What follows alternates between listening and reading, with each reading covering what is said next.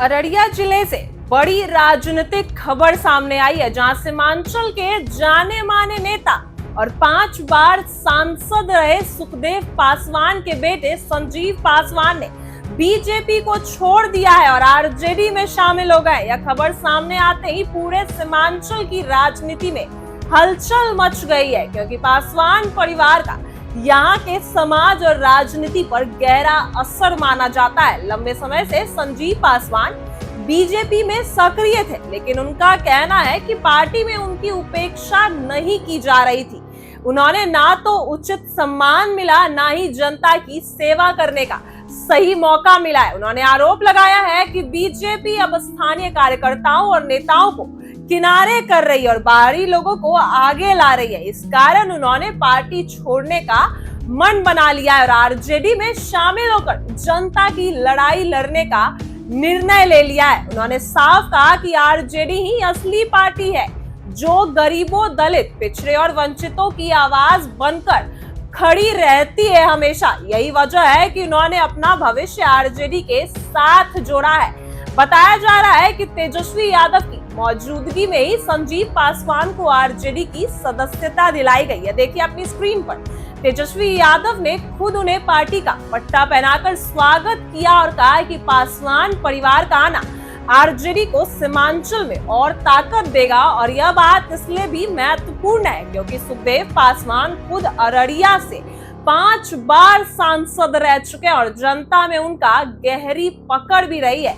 ऐसे में उनके बेटे के आरजेडी में जाना सीधा सीधा संदेश है कि सीमांचल का बड़ा तबका अब आरजेडी के साथ खड़ा हो गया है। वहीं राजनीतिक जानकार मानते हैं कि इस फैसले से दलित और महादलित समाज के बीच आरजेडी को मजबूत आधार मिलेगा और महागठबंधन को इसका सीधा फायदा चुनाव में दिख जाएगा। वहीं अररिया, किशनगंज, कटिहार और पूर्णिया जैसे जिलों में पहले ही आरजेडी का प्रभाव अच्छा रहा है, लेकिन अब पासवान परिवार के आने से यह प्रभाव और भी गहरा होगा।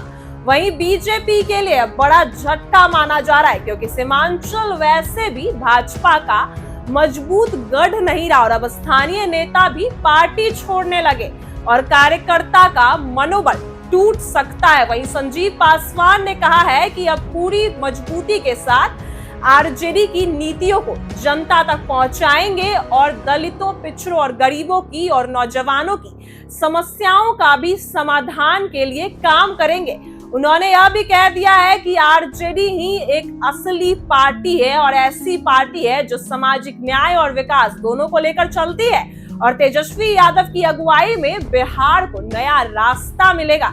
इस फैसले के बाद आरजेडी कार्यकर्ताओं में जबरदस्त उत्साह देखने को मिल रहा है और उन्हें लग रहा है कि अब उनकी जो सीमांचल की राजनीति में अब पार्टी का दबदबा और बढ़ जाएगा।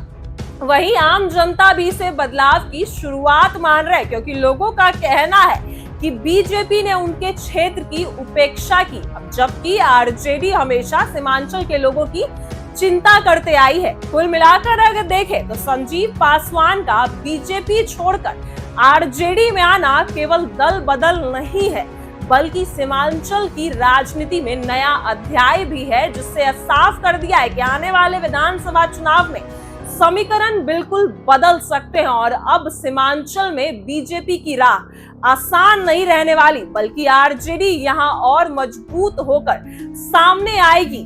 जहां एक तरफ तेजस्वी यादव वोटर अधिकार यात्रा कर रहे हैं, वहीं बीजेपी को बड़ा झटका मिल गया है जब संजीव पासवान ने पार्टी छोड़कर आरजेडी यानी तेजस्वी यादव का दामन थाम लिया और तेजस्वी यादव ने भी उनको आरजेडी की सदस्यता दे चुके हैं। तेजस्वी यादव जहां एक तरफ महागठबंधन की वोट अधिकार यात्रा में सक्रिय नजर आ रहे, वहीं दूसरी तरफ अपनी पार्टी को भी मजबूती करने में, मजबूत बनाने में भी सक्रिय नजर आ रहे। वह सिर्फ वोट अधिकार यात्रा ही नहीं, बल्कि जनता से सीधा संवाद भी कर रहे हैं और इसी कड़ी में आज संजीव पासवान ने बीजेपी का दामन छोड़कर आरजेडी का दामन थाम लिया है। बड़ी खबर है, क्योंकि इनके ही संजीव पासवान के ही पिता सुखदेव पासवान सीमांचल से 5 बार सांसद रह चुके हैं और उनका सीमांचल क्षेत्र में मजबूत पकड़ भी माना जाता है। और ऐसे ही जब वो पार्टी छोड़ चुके हैं संजीव पासवान,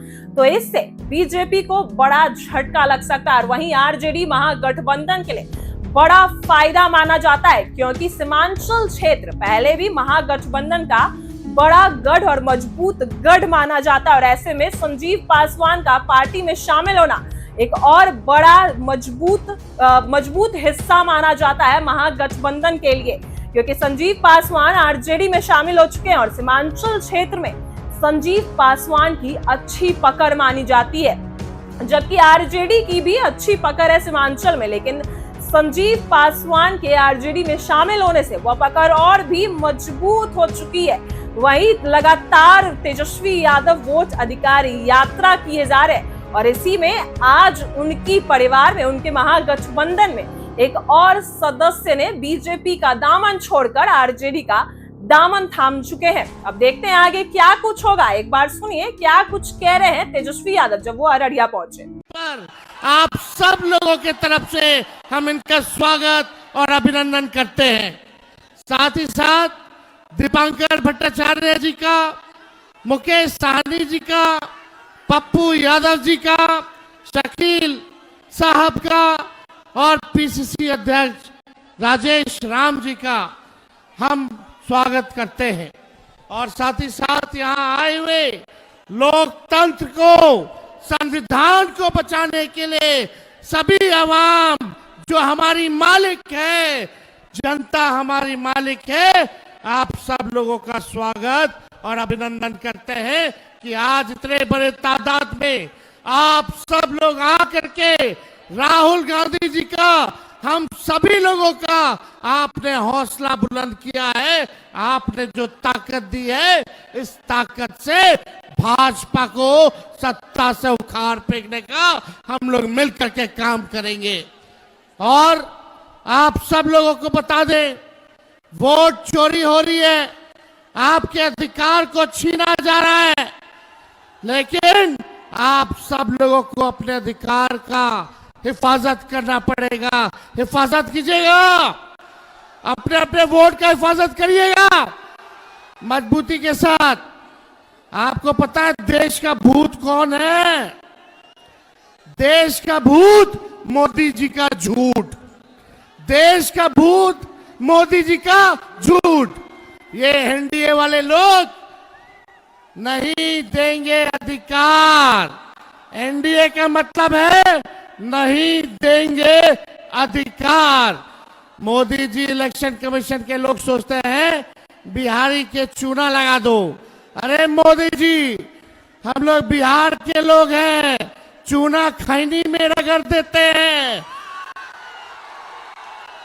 और रगड़ने के बाद झाड़ देते हैं। हम लोगों से पंगा मत लीजिए। आप बताइए, 2 लोग गुजरात से आकर के बताएंगे कि कौन बिहारी वोटर होगा। ये देश सबों का देश है, चाहे हिंदू हो, मुस्लिम हो, सिख हो, ईसाई हो। ये देश में सबको अधिकार है और ये लोग अधिकार ही नहीं, हम लोगों का अस्तित्व को मिटाने का प्रयास कर रहे हैं। इसलिए आप सब लोगों को एकजुट होना है और आने वाले चुनाव में इस बेईमान और खटारा सरकार को बदलना है ना। सभी लोग हाथ उठा करके बताइए, सब लोग हाथ उठाइए, बताइए, दम बदलिए सरकार को और भ्रष्टाचार से मुक्ति पाइए, अपराध से मुक्ति पाइए, पढ़ाई, दवाई, कमाई, सिंचाई और सुनवाई वाली सरकार आप लोग मिलकर के बनाने का काम कीजिए। इसलिए ज्यादा कुछ ना कहते हुए आप सब लोग यहाँ आए हैं, आप सबको तेजस्वी आदाब, प्रणाम और सलाम करता है। और हम चाहेंगे कि राजेश राम जी, हम लोगों के नेता प्रतिपक्ष आदरणीय राहुल जी को निमंत्रण दे करके आप लोगों के समक्ष जो है अपनी बात को रखने का मौका दे। आज के न्याय योद्धा आपके बीच कुछ बातें रखे उसके पहले थोड़ी इनकी प्रेस कॉन्फ्रेंस जो देश में हुआ, जो आज तक हिम्मत नहीं की इलेक्शन कमीशन के हुआ कि इनकी बातों को जवाब दे सके। इन्होंने कहा था हमारे न्याय योद्धा ने कि 1,250,000 वोटरों के नाम हटाए गए, जिसमें 5 प्रकार से उनकी नाम बाहर किए गए थे वोटरों का। पहला duplicate voter 11,965, fake and invalid address voter 40,009 voter, इसके बाद bulk voter in single address 10,452 voter, invalid voters 4,132 और न्यू फॉर्म सी वोटर 33,652। आज तक इलेक्शन कमीशन हम लोगों को गुमराह करने का काम किया, लेकिन इन राहुल गांधी जी के उस प्रेस कॉन्फ्रेंस के सवालों का जवाब नहीं दिया। इसलिए ऐसी ही वीडियो क्लिप बन रहे हमारे साथ, आप देख रहे हैं इनसाइडर लाइव।